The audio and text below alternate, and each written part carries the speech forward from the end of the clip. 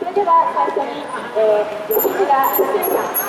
地域の中で選挙活動や産休ハウスなど一緒に活動してきた吉村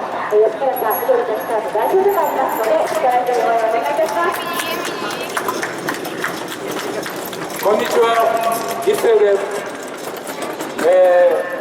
人の前で喋るのが好きで、喋り出すと止まらなくなるという癖がありますので、関東さん、ぜひ長すぎたらピッピッピッとシャツの袖でも引っ張って止めてください。何しろ今日はですね、ちょっとイントロで、西アフリカのギニアで覚えてきた「カキランベ」という歌をちょっと歌ってからお話を始めたいと思います。マインボーマインボーマママインボーカキランベベンベティアンボーティアンボーママティアンボーカキランベベンベやややカキランベやややカキランベやややということで、私が何なのかということと、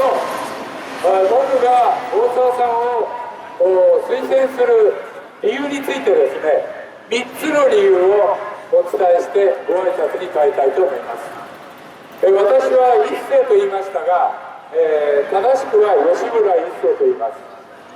世田谷の岡本の生まれです。自分で言うのもなんですが、ボンボンです。はい。関西風に言うとボンボン。こっちの言葉で言うとお坊ちゃまでございます。あまり苦労しておりません。その反面では、まあ楽天的というのか、面白いことが好きで、お祭りが大好きでございます。選挙活動をやらせておりまして、すごく面白いのは、何十年ぶりかで、歩いて5分ぐらいの近所の友達と話ができる。こういうすごい豊かな部分が選挙活動にあるんだなというふうに感じております。で、僕は立川に来たのが、40年ぐらい前なんですが、ですね、立川選挙という選挙を立ち上げまして、今では後に大きくなって、最初は300人ぐらいの組合員でしたが、今では大きくなってですね、パルシステム東京という、おかげさまで、全国120万人の組合員と1960億ぐらいの供給額を持つ生活協同組合におかげさまで、成長していくことができました。で、このパルシステムが大きくなるにあたって、随分と大沢さんからいろいろ提案をいただきまして、なかなか地域のためになる面白い提案が、いくつかありましたので、それはみんな受け取って一緒に、議会活動と地域の食と農の子育ての選挙運動ということで一緒に手を取り合ってですね、二人三脚で進めてきておるつもりです。それあと1分、はい。それで大沢さんを推薦する理由は一つは3つあります。一つは先見の明、先を読んでたなって気がします。まだこのようにリサイクルとか環境という言葉がない時代にですね、大沢さんが、設立したイロリンというですね、知的障害者の方のグループホームから自動車をよこして選挙で、出てきた段ボールとか、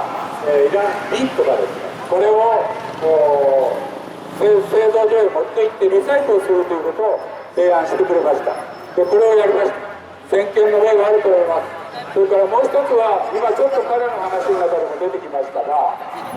ホームレスの支援ですね。困った人を助ける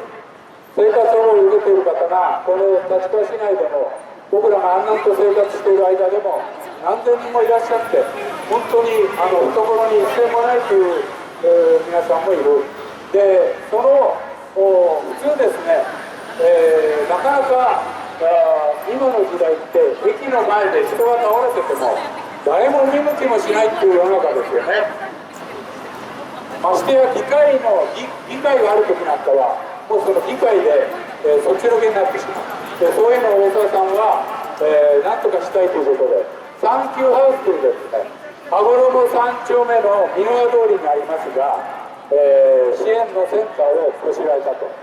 これはやっぱりすごい着想力と提案力だと思います。そして行動力、今これからですね、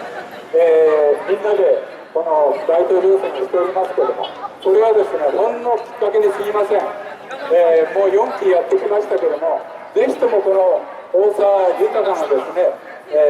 企画力、提案力、実行力をですね、皆さんの本当に熱い一票でですね、もう一回やらせていただきたいと思います。応援団長の一世でございました。どうも話がなくてすいません。よろしく。マインボーマインボーマママインボーカキランベベンデヤンボーティヤンボーママティヤンボーカキランベベンデ大沢豊万世よろしく。